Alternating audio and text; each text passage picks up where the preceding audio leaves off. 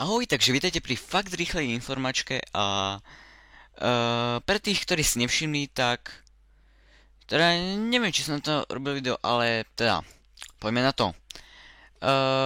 Toto video bude fakt na rýchlo, pretože nemám moc času a bude to fakt stručné a ľahké na pochopenie a tam sa nemá čo chápať. Každopádne, neviem, či som to už hovoril, ale myslím, že nie na kanáli Multizimet Mix, ale viem, že to pekne striedam, ale opäť začínam točiť na Multizimet Mix, ako na hlavnom kanáli a máte tam už nejaké videá z Battlefieldu, aj z tej akcie a no, akcie v úvodzovkách a teda pokiaľ ste si to nevšimli, tak tam zase nahrávam.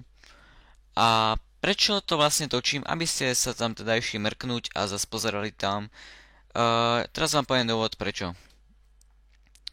Bola tu super komunita akoby na tomto kanáli, že predsa pozerali na tie videá ľudia, ktorí aj Battlefield 3 hrávajú a to som teda zistil po väčšine tak, že podľa tých komentárov, ne?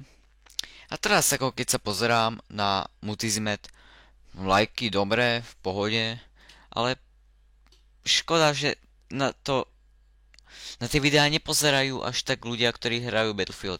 Samozrejme, nebudem natáčať len Battlefield, budú aj iné hry, ale zatiaľ teda rozmýšľam a preto by som chcel, aby ste sa išli pozrieť na tie videá a v podstate opäť na Multizimet Mix.